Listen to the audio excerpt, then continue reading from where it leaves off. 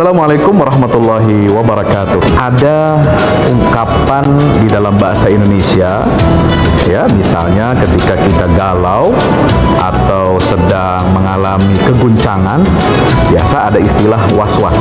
Hati-hati, jangan was-was, ya.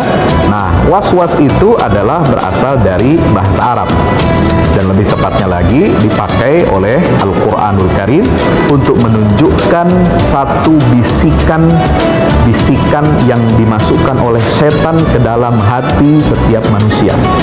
Tujuan setan adalah dengan menebarkan rasa was-was ini adalah untuk menjerumuskan dan untuk menyesatkan umat manusia dari jalan yang benar. Sahabat muslim, itulah rasa was-was yang ternyata merupakan perbuatan syaitan. Istilah was-was sendiri tidak dikenal di dunia kedokteran, namun ada gangguan psikis yang menyerupai rasa was-was, yakni anxiety. Dikutip dari situs Alo Dokter, anxiety merupakan kecemasan berlebih dan biasanya muncul karena cemas akan sesuatu hal yang akan membuat stres seseorang. Adapun ciri-ciri kecemasan sebagai berikut: gugup, gelisah, tegang, detak jantung cepat, nafas cepat, gemetaran, sulit tidur, atau bahkan tidak bisa tidur, banyak berkeringat, tubuh terasa lemas, sulit berkonsentrasi, serta adanya perasaan seperti akan ditimpa bahaya. Masih menurut laman Alo Dokter, gejala tersebut masih dapat diobati jika belum terlalu berat, di antaranya dengan tidur yang cukup dan tepat waktu, serta tidak mengkonsumsi kafein dan minuman beralkohol. Kita juga bisa berinteraksi dengan sahabat atau teman dan sharing mengenai permasalahan yang dialami. Namun jika semua itu tidak berhasil menghilangkan kecemasan kita, sebaiknya kita bertanya kepada diri kita sendiri, apakah kita sudah dekat dengan Allah? Biasanya, jika seseorang jauh dari Allah, maka akan banyak kecemasan yang dialaminya karena merasa tidak ada yang menjamin hidupnya. Padahal semua urusan di dunia ini sudah diatur oleh Allah. Kita hanya perlu berikhtiar dan mensyukurinya. Adapun mengobati rasa was-was secara Islami, menurut Syekh Ali Jaber ialah dengan cara berikut. Yang pertama, siapkan air. Kemudian, bacakanlah pada air tersebut surat Al-Fatihah sebanyak 7 kali. Lalu, 5 ayat pertama surat Al-Baqarah 1 kali.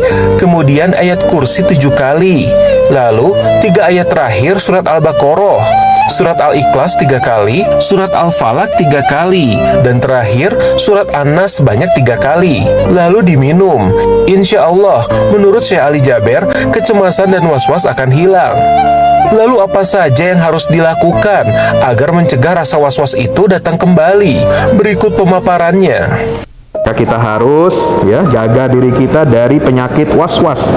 Jadi penyakit was-was itu bukan hanya penyakit tekanan, stres, bukan. Was-was itu dari setan. Orang yang waras, yang normal juga bisa kena was-was dari setan. Bukan hanya misalnya orang yang was-was ketika berwudu, misalnya, dia ulangi lagi wudunya, udah 3 kali tapi merasa tidak sempurna.